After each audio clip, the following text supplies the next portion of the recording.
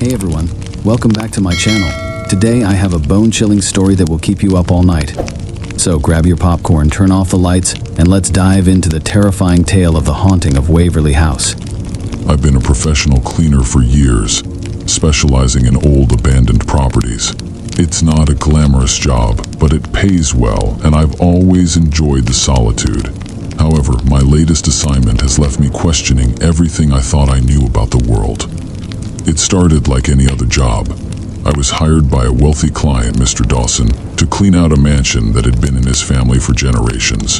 The place was massive, with dozens of rooms filled with dust and forgotten furniture. Mr. Dawson gave me strict instructions to leave the attic alone. He said it was full of old family memorabilia, and he would handle it himself. Curiosity has always been my weakness. After a week of cleaning, I couldn't resist the urge to take a peek. One afternoon, while Mr. Dawson was out, I climbed the narrow staircase to the attic. The door was locked, but a quick search through the house yielded an old key that fit perfectly. The attic was unlike any other part of the house. It was dark and musty, with a single window covered in grime.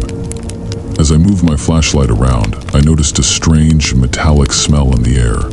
The space was filled with old trunks and covered furniture, but one thing caught my eye immediately. A large, ornate mirror leaning against the far wall. It was an antique, with an intricately carved frame that seemed out of place in the dusty attic. I approached it cautiously, my flashlight beam bouncing off the glass. As I got closer, I saw something move in the reflection. My heart skipped a beat, and I spun around, but there was nothing there. I turned back to the mirror, and my blood ran cold. The reflection showed the attic as it was, but there was a figure standing behind me, a tall, shadowy man with glowing red eyes.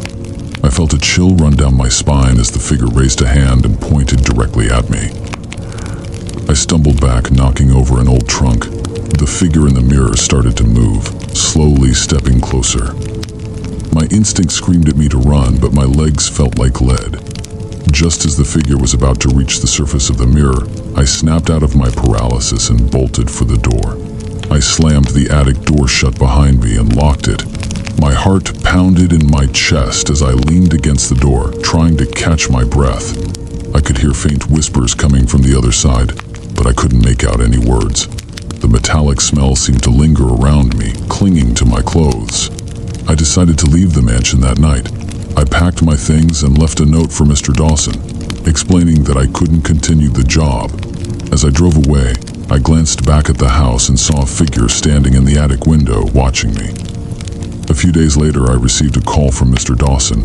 He sounded frantic, asking me if I had gone into the attic. I admitted that I had, and he cursed under his breath. He told me that the mirror had been in his family for centuries, and that it was cursed. Anyone who saw the figure in the mirror was doomed to be haunted by it for the rest of their lives. I thought he was crazy, but the nightmares began almost immediately. Every night I dream of the attic and the figure with the red eyes. I feel its cold presence watching me, waiting for the moment when I let my guard down.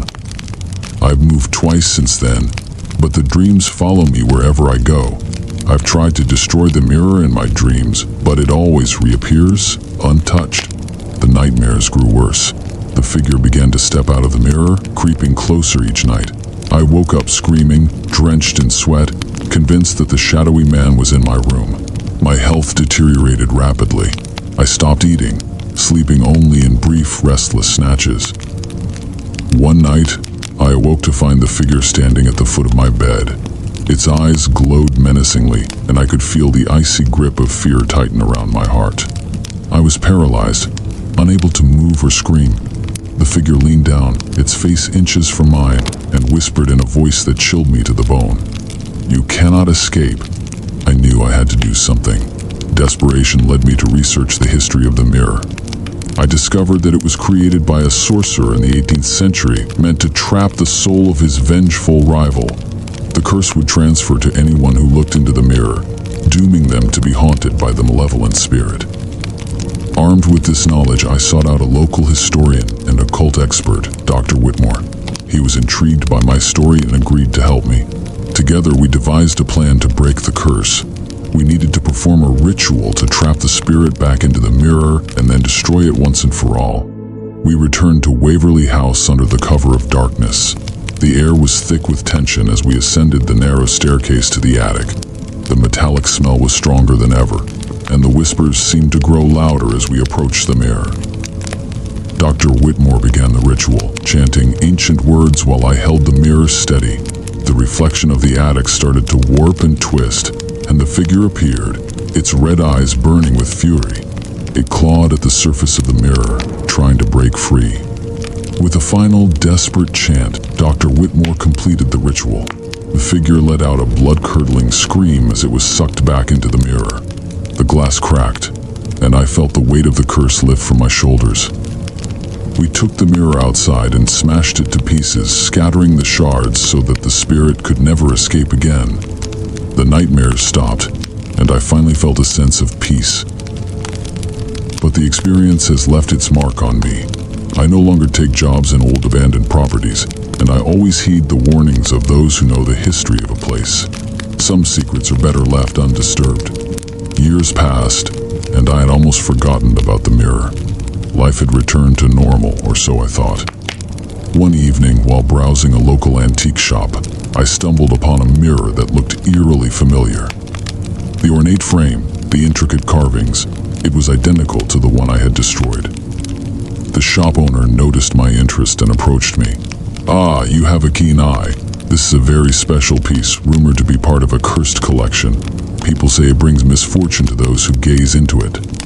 A chill ran down my spine. I knew I should walk away, but something compelled me to stay.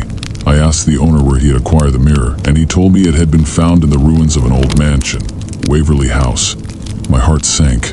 Despite all efforts, the curse had returned. Determined to end it once and for all, I bought the mirror and took it home. That night, I contacted Dr. Whitmore again. He was older and frailer, but still willing to help. We prepared for another ritual, this time more elaborate and powerful. As we began, the mirror's surface started to shimmer and ripple.